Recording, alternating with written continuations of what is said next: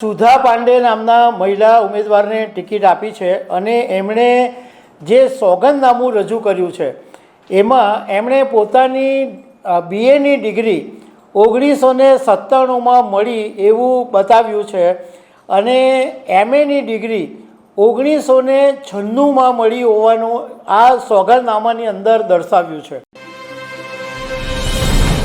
સુરત મહાનગરપાલિકાના ward number 29 જેમાં પાંડેસરાનો વિસ્તાર આવે છે ત્યાંના ભારતીય જનતા પાર્ટીના એક ઉમેદવાર કે જેમણે સોગંદનામામાં જે વિગત આપી છે પોતાની શૈક્ષણિક લાયકાતની એમાં વિસંગતતા ઊભી થવાને કારણે બહુ ભારે ચર્ચાનો વિષય બન્યો છે અને વિરોધ પક્ષોએ આ મુદ્દો ઉઠાવ્યો છે કે અપક્ષના ઉમેદવારોને બિલોરી કાચ લઈને જોતી ચૂંટણી પંચને આટલી મોટી ભૂલ આટલી મોટી વિસંગતતા કેમ દેખાય નહીં એવો આરોપ લગાવ્યો છે। તો આના વિશે તમારી સાથે વાત કરીશ।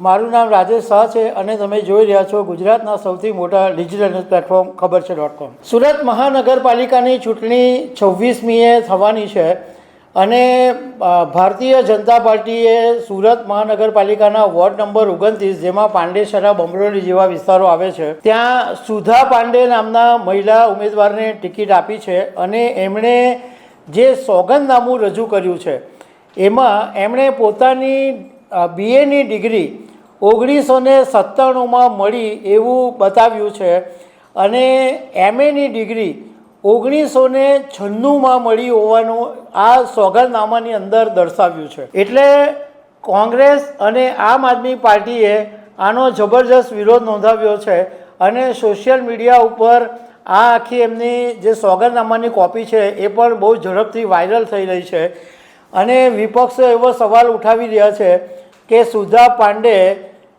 બીએ થતાં પહેલાં માસ્ટર ડિગ્રી કેવી રીતના મેળવી લીધી।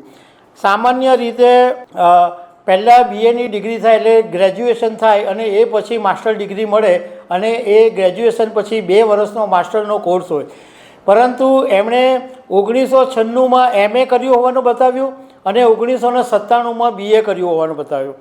હવે સુધા પાંડેએ જે સોગંદનામું કર્યું છે એમાં મધ્યપ્રદેશની રાની દુર્ગાવતી યુનિવર્સિટીમાંથી 1997માં બીએ કર્યું અને આ જ યુનિવર્સિટીમાંથી 1996માં એમએ કર્યું હોવાનું બતાવ્યું છે। એટલે કોંગ્રેસ અને આમ આદમી પાર્ટીના લોકોએ વાંધો ઉઠાવ્યો છે અને એવો આરોપ લગાવ્યો છે કે અપક્ષ ઉમેદવારના ફોર્મમાં નાની નાની ભૂલ હોય તો રદ કરવામાં આવે છે। હવે આ બાબતે સોશિયલ મીડિયામાં બહુ જ ભારે હોબાળો મચી ગયો એટલે સુધા પાંડેએ ચોખવટ કરી છે કે આ ટાઈપિંગ કે ટેકનિકલ મિસ્ટેક હોઈ શકે છે, એમની પાસે અસલ ડિગ્રી સર્ટિફિકેટ છે જેને ખરાઈ કરવી હોય તો કરી શકે છે એવું સુધા પાંડેએ મીડિયા સાથેની વાતમાં કીધું છે। બહુ નવાઈની વાત છે કારણ કે 2021ની ચૂંટણીમાં પણ સુધા પાંડે પાંડેસરા વિસ્તારમાંથી જીતેલા અને સુરત મહાનગરપાલિકામાં એમને ગઠન સમિતિના ઉપાધ્યક્ષની જવાબદારી પણ આપવામાં આવેલી।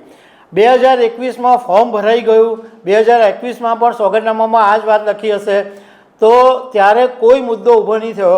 અત્યારે મુદ્દો ઊભો થયો, પરંતુ ભલે અત્યારે મુદ્દો ઊભો થયો, ચૂંટણી પંચનું કામ આ નાની નાની ભૂલો જોવાનું છે અને ચૂંટણી પંચ નાની નાની ભૂલો જુએ પણ છે। તો આવી ભૂલ કેવી રીતના થઈ ગઈ કે એમએ પહેલાં કરી દીધું અને બીએ પછી, તો આ ચૂંટણી પંચે જોવાની જરૂર છે અને વિરોધ પક્ષો આ ફોર્મ રદ કરવાની માંગ કરી રહ્યા છે। તો દર્શક મિત્રો, આવી અનેક વાતો સાથે અમે તમને મળતા રહીશું। આભાર।